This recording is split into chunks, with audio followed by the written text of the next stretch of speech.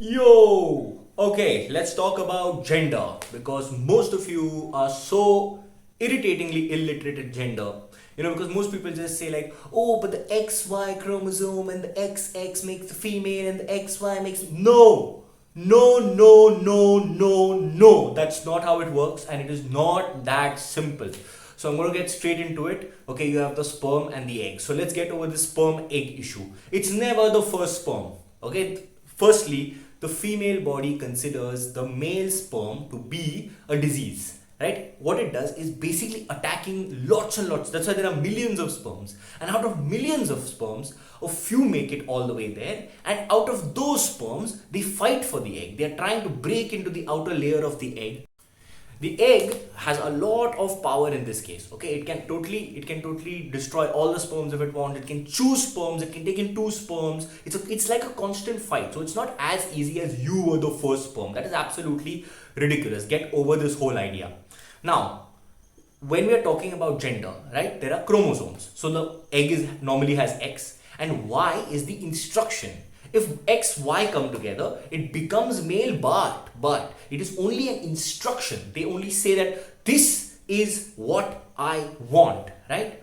Or XX, this is what I want. Female is what I want. But it is not that easy. The woman's womb has the final decision whether she wants to make it male or female. Why? It depends upon a lot of things, including the woman's diet, how healthy she is, her activity, okay, what all she's doing. Now let's divide two things here. Let's talk about sex and gender. Most of the time, like 99.999% of the time, sex cannot change. In very rare cases, in pseudo hermaphrodites, it does change at a certain age. That means there are different genitals. So sex is essentially the genitals.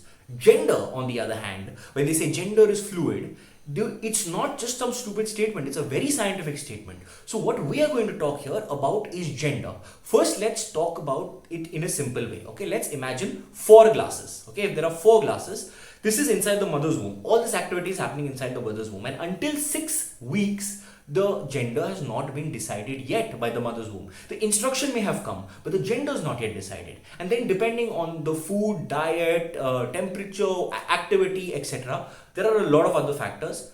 It is decided what gender the child is supposed to be. Now, once in the first trimester, first and second trimester, right, the sex of the child is decided in the sense of if there are four glasses, right, and two of them are filled with one type. Suppose the instruction comes XY, okay, and the womb decides that, hey, I have enough testosterone, so I can make a man out of this, not a problem. So she fills the first two glasses with testosterone, right, and the sex becomes male because there is enough testosterone to make genitals, to make a male body, to make this, right? If everything else goes well, the other two glasses also, or the other one more glass will be filled with testosterone too, and you'll have a male body and a male mind. Okay, now the thing is, all of us have testosterone and estrogen. It's just that men have more testosterone and women have more estrogen.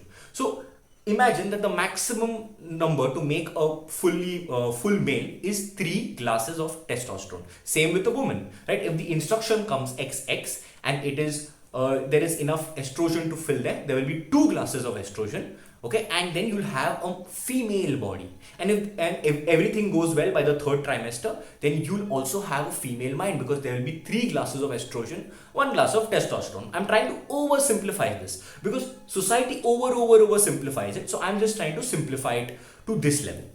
Now, when you have 2 glasses of testosterone in the first trimester, right, that means there is enough testosterone to make a male body, but when the other 2 glasses are filled with estrogen, then the chances are the child could be gay. The child could think like a woman. Similarly, in the first trimester, when there are 2 glasses of estrogen, right, and then later, due to certain conditions, testosterone shows up, right, then the child will be a female by body and by sex, but gender could be male. Gender in the sense of she could think like a male and therefore be attracted to women. Could.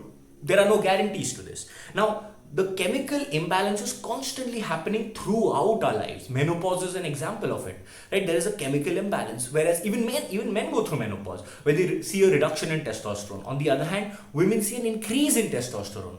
So, these chemical things are always happening, but most of the time our sex is determined, right? And in certain cases, when the body is male, right, and there is a lot of estrogen in this, suppose the first two glasses are filled with testosterone, and everything is estrogen, and sometimes the estrogen overflows, right? You feel like becoming a woman, you don't feel like the identity of a man, that is a transgender. On the other hand, when you, it was same with the woman, if the testosterone increases too much, she feels like becoming a man.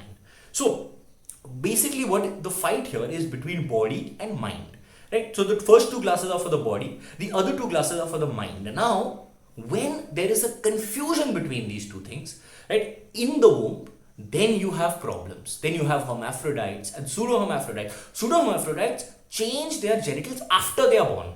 Now this is a very rare case, but it does happen. Like there has been example of a woman who changed her genitals at the age of 18. When she turned 18, that is when it happened. Suddenly she grew a penis. So these things happen, but they are relatively rare. So most of the time, all this gender is continuously happening in our head, but our sex most of the time is decided.